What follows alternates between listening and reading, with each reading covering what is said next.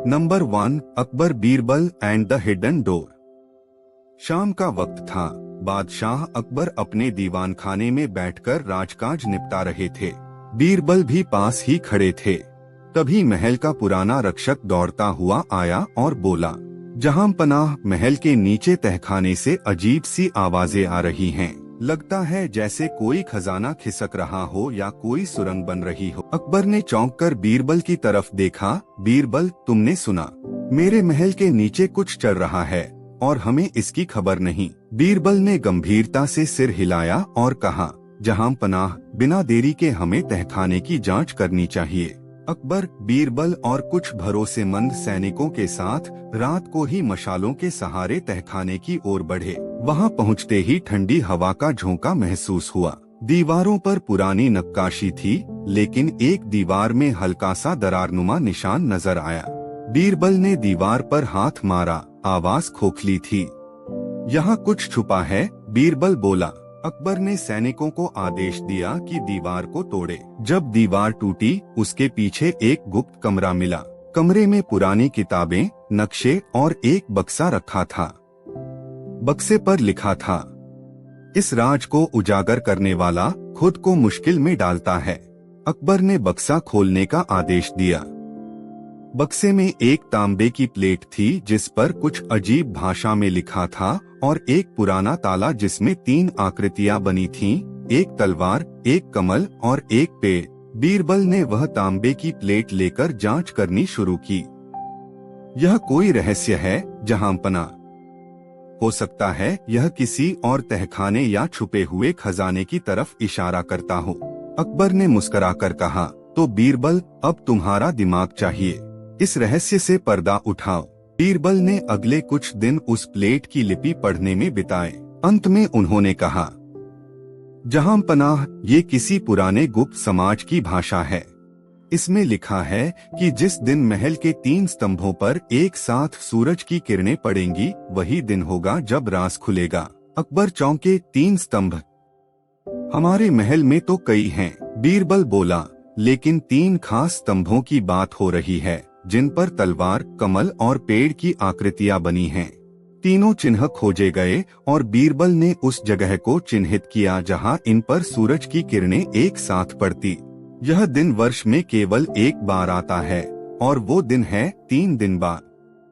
अकबर ने आदेश दिया कि कोई भी तहखाने के पास न जाए, लेकिन उसी रात किसी ने चुपचाप तहखाने में घुसने की कोशिश की। पहरेदारों ने शोर मचाया, लेकिन वो व्यक्ति भाग निकला। केवल एक संकेत छूट गया, एक काला रूमाल जिस पर वही 3 निशान बने थे। बीरबल ने कहा, जहांपनाह, ये कोई साधारण मामला नहीं। लगता है कोई और भी इस रहस्य को जानता है और पहले वहां पहुंचना चाहता है। अकबर ने गुस्से में कहा, तो हम भी तैयार रहेंगे। 3 दिन बाद का सूर्योदय इस राज से पर्दा उठाएगा। वो विशेष दिन आ गया। महल के तीनों स्तंभों पर जैसे ही सूरज की पहली किरणें पड़ी, एक हल्का कंपन महसूस हुआ। दीवार के पीछे से फिर वही आवाज आई। बीरबल और सैनिकों के साथ अकबर उसी स्थान पर पहुंचे। इस बार तांबे की प्लेट अपने आप चमकने लगी और एक पत्थर धीरे धीरे सरकता गया। नीचे एक सीढ़ी दिखाई दी जो जमीन के काफी नीचे जाती थी। अकबर ने बीरबल की तरफ देखा। तैयार हो? हर वक्त बीरबल बोला। सब नीचे उतरे तो देखा कि वहाँ एक बड़ा कमरा है जिसमें कई तख्त लगे थे। हर तख्त पर एक लोहे का संदूक रखा था, लेकिन एक बड़ा संदूक बीच में रखा था जिस पर लिखा था, जिसने सच्चाई की राह चुनी हो वही इसे खोल सकता है। बीरबल ने संदूक खोला। उसमें एक पुराना दस्तावेज था जिसमें लिखा था कि इस महल की नींव राजा विक्रमादित्य ने रखी थी और इसमें एक रहस्यमय समाज के दस्तावेज छुपाए गए थे। उसी वक्त पीछे से आवाज आई, ये दस्तावेज हमारे हैं। एक नकाबपोश व्यक्ति हाथ में तलवार लिए सामने आ गया। अकबर ने तलवार खींची और बोला, तुम कौन हो? उसने कहा, मैं उस गुप्त समाज का आखिरी वारिस हूँ जिसे तुम्हारे पूर्वजों ने छुपा दिया था।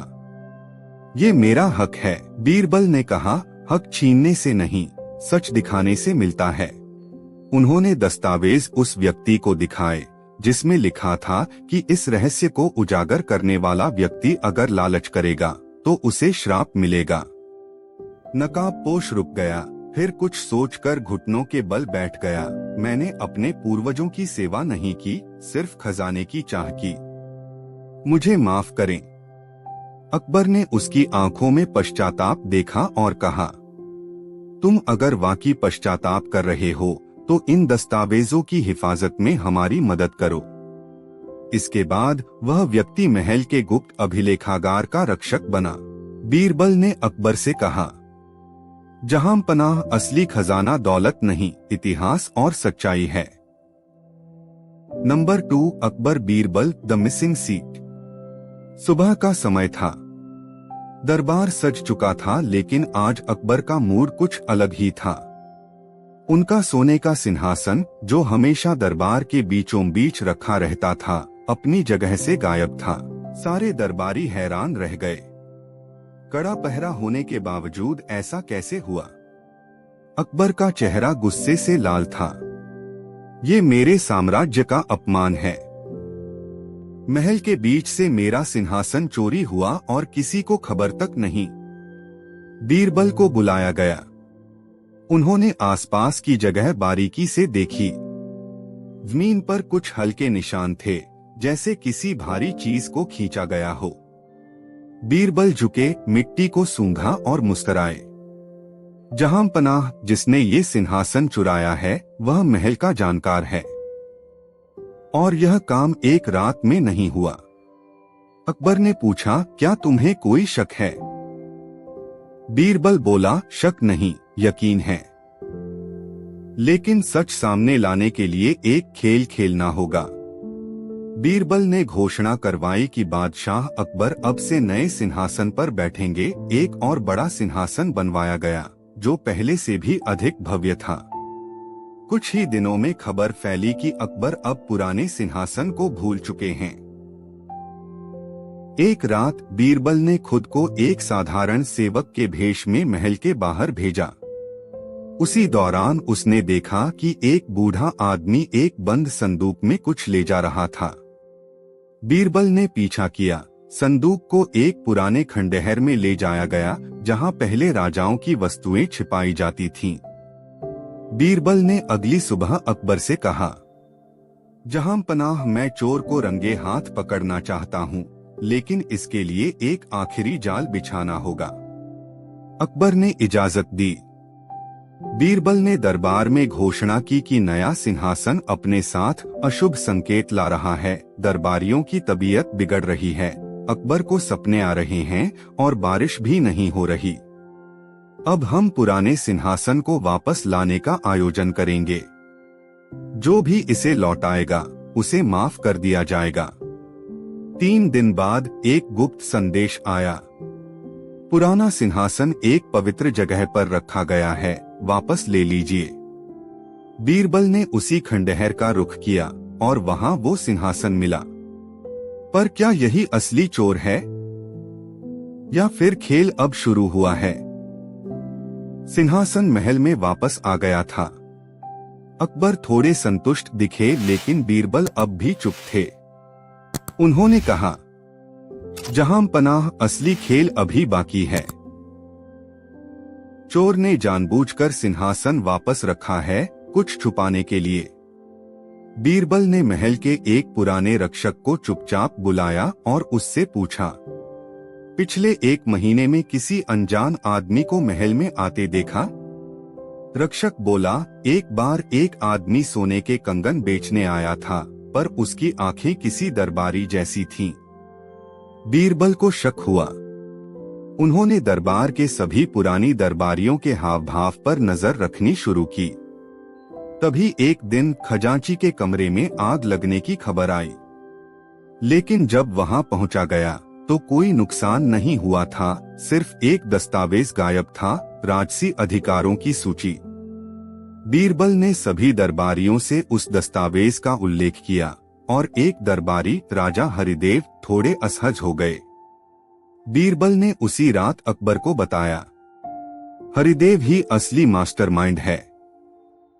वो सिंहासन की चोरी के जरिए खुद की सत्ता बढ़ाना चाहता था। अगर आप कहें तो मैं उसे फंसाने का इंतजाम करूं?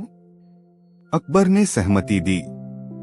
बीरबल ने अगली सुबह दरबार में घोषणा की, सिंहासन में एक छिपा हुआ खजाना है जो सिर्फ उसे मिलेगा जो सबसे वफादार है। आज रात उसे उजागर किया जाएगा। राजा हरिदेव लालच में आकर रात को चोरी छिपे सिंहासन तक पहुंचा, लेकिन वहां पहले से बीरबल और सैनिक छिपे हुए थे। हरिदेव पकड़ा गया। उसके पास से चोरी हुई दस्तावेज की एक कॉपी भी मिली। अकबर ने कहा, तुमने मेरे साम्राज्य के गर्व पर हाथ डाला, अब सजा भी उतनी ही बड़ी होगी। हरिदेव को राज दरबार से निकाला गया और सारी जिम्मेदारियां छीन ली गईं। बीरबल मुस्कराए और बोले, जहां पनाह, सिंहासन सिर्फ एक वस्तु नहीं है, यह न्याय का प्रतीक है, और जब तक इंसाफ जिंदा है सिंहासन सुरक्षित रहेगा। अकबर ने कहा, और जब तक बीरबल है मेरे सिंहासन को कुछ नहीं हो सकता। Number 3, Akbar, Birbal and the disappearing jewels. शाही महल के खजाने से कीमती हीरे और जवाहरात अचानक गायब हो गए थे। कोई दरवाजा टूटा नहीं था, कोई तिजोरी नहीं टूटी थी, कोई पहरेदार सोया नहीं था, फिर भी चोरी हो चुकी थी। अकबर का चेहरा गुस्से से तमतमाया हुआ था। महल के अंदर से चोरी होना मतलब सीधा मेरी इज्जत पर हमला है। बीरबल, मैं चाहता हूँ कि तुम चोर को जल्द से जल्द पकड़ो। बीरबल ने तिजोरी का मुआयना किया। हर ताले की हालत बिल्कुल वैसी ही थी जैसे कि कोई उसे बिना तोड़े खोलकर गया हो। इसका मतलब चोर को ताले की चाबी या उसका रहस्य पता था। बीरबल ने खजाने के दस्तावेजों की जांच की। हर रात एक अलग गार्ड पहरा देता था, लेकिन बीते 3 रातों से एक ही गार्ड ड्यूटी पर था। नाम था गुलाम अली। बीरबल ने उसे दरबार में बुलवाया और सीधे पूछा, तुम लगातार 3 रात ड्यूटी पर क्यों थे? गुलाम अली ने कहा, मुझे आदेश मिला था हुजूर। दीवाने खास के सहायक हकीम खान ने कहा था कि सुरक्षा बढ़ानी है। हकीम खान को बुलाया गया। उन्होंने कहा, मैंने ऐसा कोई आदेश नहीं दिया। अब मामला और उलझ गया। बीरबल ने अकबर से कहा, जहां पनाह, ये काम बहुत सोच समझकर किया गया है। चाबी का इस्तेमाल हुआ है, तिजोरी टूटी नहीं है और पहरेदार बदला गया है। ये कोई आम चोर नहीं हो सकता, ये काम किसी अंदरूनी आदमी का है। अकबर बोले, तुम जो कहो वही करो, बस चोर जल्द पकड़ो। बीरबल ने महल में एक अजीब घोषणा करवाई। आज रात महल की दीवारों पर वो जड़ी बूटी लगाई जाएगी जिससे चोर की हथेली लाल हो जाएगी, और सभी दरबारियों को अगले दिन सुबह हाथ दिखाने होंगे। अगली सुबह सभी दरबारी हाथ आगे करने लगे, लेकिन एक दरबारी जिसका नाम था ख्वाजा रईसुद्दीन ने अपने हाथ बहुत अच्छे से साफ कर रखे थे। बीरबल मुस्कराया, तुम्हारे हाथ लाल नहीं हैं क्योंकि तुमने दीवार को छुआ ही नहीं, क्योंकि तुम जानते थे कि दीवारों पर कुछ नहीं है, तुम ही चोर हो। अकबर चौंक गए, लेकिन इसका क्या सबूत है? बीरबल ने कहा, ख्वाजा साहब वही आदमी हैं जो खजाने की चाबी की देखरेख करते हैं, और ये वही हैं जिन्होंने गुलाम अली को ड्यूटी पर रखा। पर क्या यही पूरा सच था या सिर्फ एक परत खुली थी? ख्वाजा रईसुद्दीन को गिरफ्तार कर लिया गया, लेकिन जब उनके घर की तलाशी ली गई तो न तो हीरे मिले और न ही कोई संदिग्ध सामान। बीरबल कुछ सोच में पड़ गए। अगर चाबी इनके पास थी, अगर इन्होंने गार्ड बदला तो चोर ये हो सकते हैं, लेकिन चोरी का माल कहाँ गया? बीरबल ने दरबार में घोषणा की, हीरे गायब हैं, लेकिन मैंने उन्हें खोजने का रास्ता ढूंढ लिया है। चोर ने उन्हें ऐसी जगह छुपाया है जहां कोई शक भी नहीं करेगा। वो सीधे महल के पुराने बगीचे में पहुंचे जहां अब घोड़े बांधे जाते थे। वहां एक टूटा हुआ फव्वारा पड़ा था जो बरसों से इस्तेमाल में नहीं लाया गया था। बीरबल ने सैनिकों से कहा, इसे तोड़ो। जैसे ही पत्थर हटाए गए, अंदर एक तांबे का डिब्बा मिला और उसके अंदर वही गायब हीरे और जवाहरात। अब अकबर ने गुस्से से पूछा, लेकिन बीरबल ये फव्वारे तक पहुंचा कैसे? बीरबल बोले, ख्वाजा रईसुद्दीन ने सीधे चुराने का काम नहीं किया, उन्होंने योजना बनाई। असली चोर वो है जिसने ये हीरे यहाँ छुपाए, और वो है गुलाम अली। सब चौंक गए। बीरबल ने कहा, ख्वाजा रईस को जानबूझकर फंसाया गया, उन्हें चाबी देने वाला कोई और था, और गुलाम अली ने हकीम खान के नाम से झूठा आदेश बनाया, फिर चोरी करके सबूत ख्वाजा के खिलाफ कर दिए। गुलाम अली की कोठरी की तलाशी ली गई और वहां से वही नकली आदेश पत्र मिला जिस पर हकीम खान की नकली मुहर थी। गुलाम अली ने अपना जुर्म कबूल कर लिया। मैंने ख्वाजा साहब से बदला लेने के लिए ये सब किया था। उन्होंने मेरे पिता को वर्षों पहले दरबार से निकाल दिया था। अकबर ने शांत होकर कहा, बदले की आग ने तुम्हें चोर बना दिया, पर सच्चाई की रोशनी में अब सब साफ है। बीरबल बोले, जहां पनाह, चोरी का सबसे बड़ा हथियार लालच नहीं होता, वह होता है भरोसे का दुरुपयोग। अकबर ने मुस्कुराते हुए कहा, और मेरे भरोसे का असली रक्षक बीरबल है। Number 4, Akbar, Birbal and the talking parrot. दरबार में आज कुछ अलग ही हलचल थी। एक व्यापारी एक पिंजरा लेकर आया था जिसमें एक सुंदर तोता बैठा था, लेकिन यह कोई साधारण तोता नहीं था। व्यापारी ने दावा किया, जहां पनाह, यह तोता इंसानों की भाषा में बात करता है और वो भी सच ही बोलता है। अकबर ने दिलचस्पी ली और कहा, अगर ये सच बोलता है तो ये तो हमारे दरबार के लिए बहुत काम का हो सकता है। बीरबल ने चौंक कर देखा, एक पक्षी जो सिर्फ सच बोले, ये थोड़ा अजीब नहीं है। व्यापारी बोला, आप पूछिए जो पूछना है। अकबर ने पूछा, बताओ तोता, मेरे सबसे वफादार मंत्री कौन हैं? तोता बोला, बीरबल। दरबारियों ने तालियां बजाईं। फिर किसी और ने पूछा, सबसे चालाक दरबारी कौन है? तोता बोला, बीरबल। बीरबल अब मुस्कुरा नहीं रहा था, वह ध्यान से उस तोते को देख रहा था। हर सवाल का जवाब बिल्कुल वैसा ही था जैसा दरबार को पसंद आता। अकबर प्रभावित हुए और तोते को खरीदने का आदेश दे दिया और उसे एक अलग कमरे में रखवा दिया गया जहां रोज दरबार से पहले उससे सलाह ली जाने लगी। धीरे धीरे अकबर कई निर्णय उस तोते की सलाह पर लेने लगे।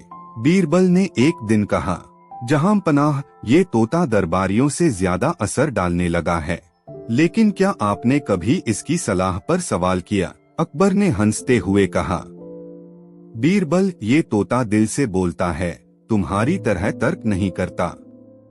कभी कभी दिल की सुनना भी जरूरी है। लेकिन बीरबल जानता था कुछ तो गड़बड़ है। बीरबल ने चुपचाप तोते की जांच शुरू की। एक रात उसने सेवकों के भेष में जाकर उस कमरे की निगरानी की जहां तोता रखा था।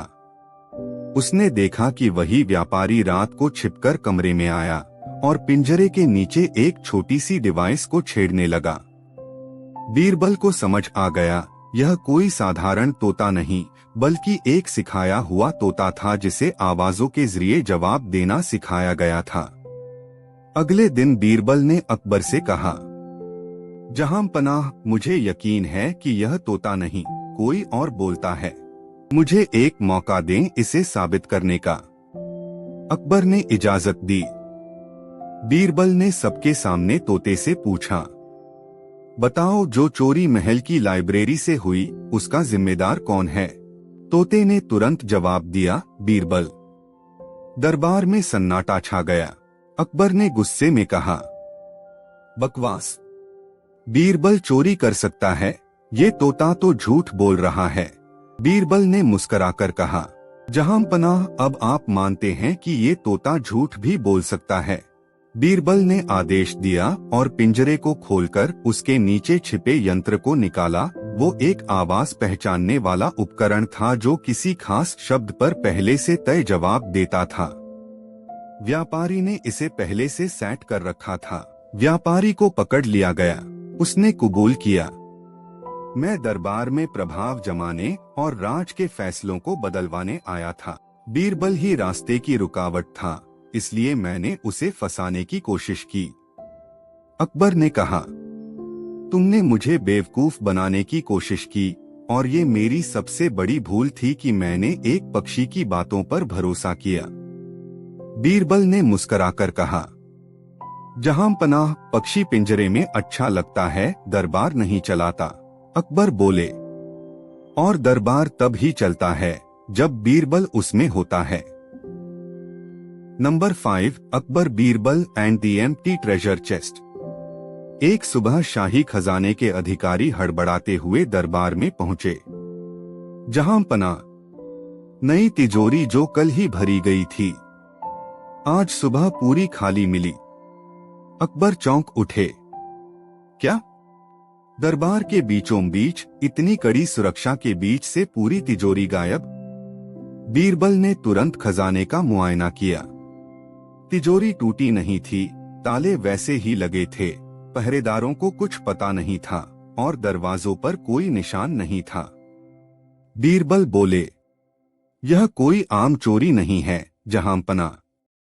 किसी ने तिजोरी खाली की नहीं, बदली है। अकबर ने पूछा, तिजोरी बदली गई है, लेकिन इतनी भारी तिजोरी को कोई कैसे उठा सकता है? बीरबल ने कहा, यही तो सवाल है। मुझे एक दिन दीजिए, मैं कुछ इंतजाम करता हूं। बीरबल ने महल के चारों तरफ के घोड़ों की गिनती करवाई। एक घोड़ा कम था। फिर उन्होंने पूछा कि महल में हाल ही में कोई निर्माण कार्य या मरम्मत हुई थी क्या? एक सेवक बोला, जी, पिछली रात दीवार के पीछे की एक ईंट गिरी थी तो 2 मजदूरों को बुलाया गया था। बीरबल ने उस जगह की जांच की। वहां जमीन पर मिट्टी और एक भारी चीज को खींचे जाने के निशान थे जो महल के पिछले हिस्से तक जा रहे थे। बीरबल बोले, जहां पनाह, चोर तिजोरी ले जा नहीं पाया, वो उसे महल में ही छुपा कर गया है और जल्द ही वापस लौटकर नकली तिजोरी बदलने वाला है। बीरबल ने योजना बनाई। नकली तिजोरी को वैसी ही हालत में छोड़ दिया गया और चारों तरफ सैनिक छिपा दिए गए। उस रात आधी रात को एक साया चुपचाप दीवार के पास आया और धीरे से ईंट हटाई। फिर एक रस्सी के सहारे धीरे धीरे अंदर आया और तिजोरी खोलने ही वाला था कि सैनिकों ने उसे पकड़ लिया। अकबर के सामने लाया गया तो चोर एक बूढ़ा मजदूर निकला, वही जिसने पिछली रात दीवार की मरम्मत की थी। बीरबल ने पूछा, इतनी भारी तिजोरी तुमने कैसे बदली? मजदूर बोला, मैं अकेला नहीं था। मैं और मेरा बेटा कई महीनों से महल के नक्शे बना रहे थे। एक नकली तिजोरी हमने बाहर बनवाई जो बिल्कुल वैसी ही थी। उसी रात हमने असली तिजोरी निकालकर उसे खंडहर में छुपा दिया और नकली रख दी। अकबर बोले, लेकिन तुमने ऐसा किया क्यों? मजदूर ने सिर झुकाया। जहां पनाह, मेरे बेटे को एक साहूकार ने झूठे केस में फंसा दिया था। हमें पैसे चाहिए थे उसे छुड़ाने के लिए। मैंने सोचा कुछ हीरे बेचकर फिर तिजोरी वापस रख दूंगा। बीरबल ने कहा, जहां पनाह, यह गुनाह है, लेकिन इसमें मजबूरी भी है। अकबर ने थोड़ी देर सोचा और फिर कहा, तुम्हारा तरीका गलत था, लेकिन मकसद जानने लायक था। तुम्हें सजा मिलेगी, लेकिन तुम्हारे बेटे को इंसाफ भी मिलेगा। साहूकार की जांच होगी। बीरबल ने मुस्कुराकर कहा, जहां पनाह, कभी कभी खाली तिजोरी इंसान की सोच को भर देती है। अकबर बोले, और बीरबल, तुम्हारा दिमाग, वो तो सबसे बड़ा खजाना है।